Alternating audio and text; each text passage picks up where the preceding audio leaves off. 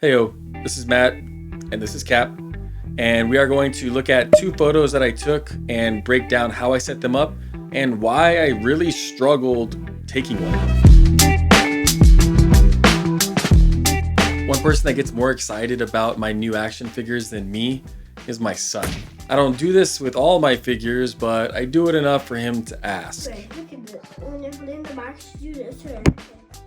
Why do you always do that? Why do you do this? And the answer to this question is it's just a cool transition, right? Today's photography subject will be the new Captain America from Marvel Legends.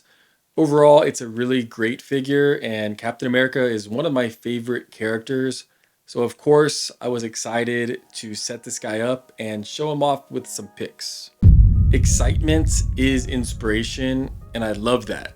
But sometimes I can get too caught up in trying to create something cool that I miss what I originally wanted to do. For the most part, I would say I'm a perfectionist. So when it comes to editing a photo and having an infinite zoom capability, that can become very overwhelming. And when setting up a shot, there's a ton of little things that I constantly want to change. Since I was so excited for this figure and the movie, I didn't really plan the photo out. I kind of just set Cap up in what I thought was a good pose, and I took a few different pictures. I wanted to keep it simple, but I also wanted it to be cool, so I had laid down some fog and I got some more pics. And then I started editing. After a good chunk of time, like 20 to 30 minutes, I wasn't feeling what I was editing. I was trying to be creative with the lighting when I had set it up, but I finally realized that it just wasn't good. And then with all the editing, I was trying to make it look good. I know some people hate editing and Photoshop, but I like it. I also like practical effects. I have a ton of videos here on the channel that talk about how to make different effects and dioramas. And I just believe in a good balance of both. Ultimately, it all still comes down to taking a good image.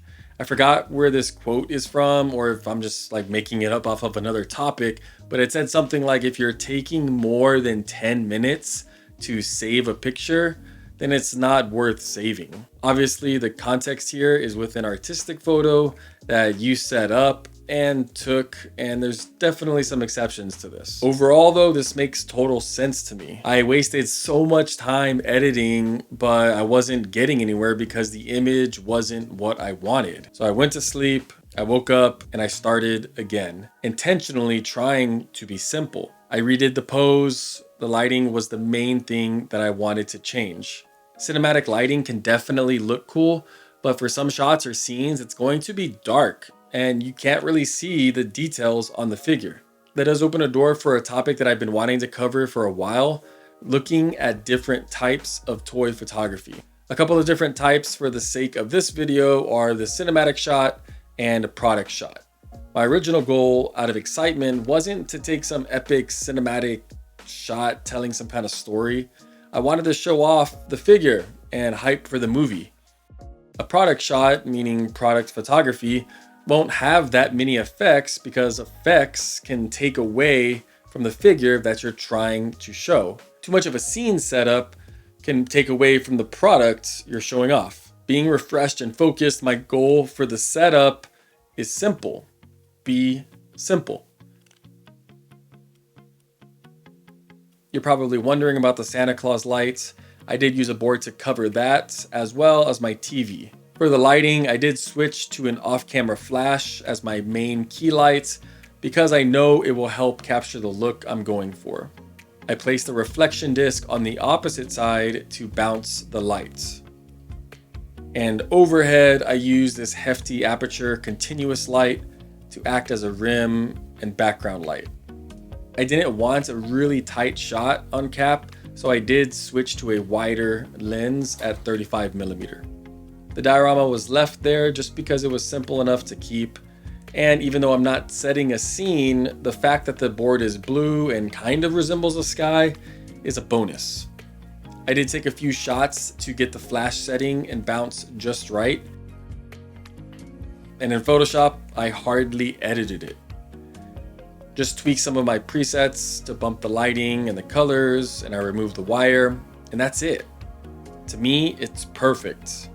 You might not like it, or you might think the other one is better. Even my son came up while I was editing it and said, "Whoa, is that real? It looks cool, it looks real." So I did finish the editing, and I also shared that one on my Instagram page. A few points that I got out of all of this is get your photos how you want them in camera. Spend that little extra time with changing the lights or adjusting the pose or moving the camera around, maybe changing the lens. It's okay for a setup or photo to be simple. It's your art. Don't waste your time editing and trying to save a photo when you can go back and retake it. Enjoy the process. Learn and improve a little with each photo. And lastly, create and inspire.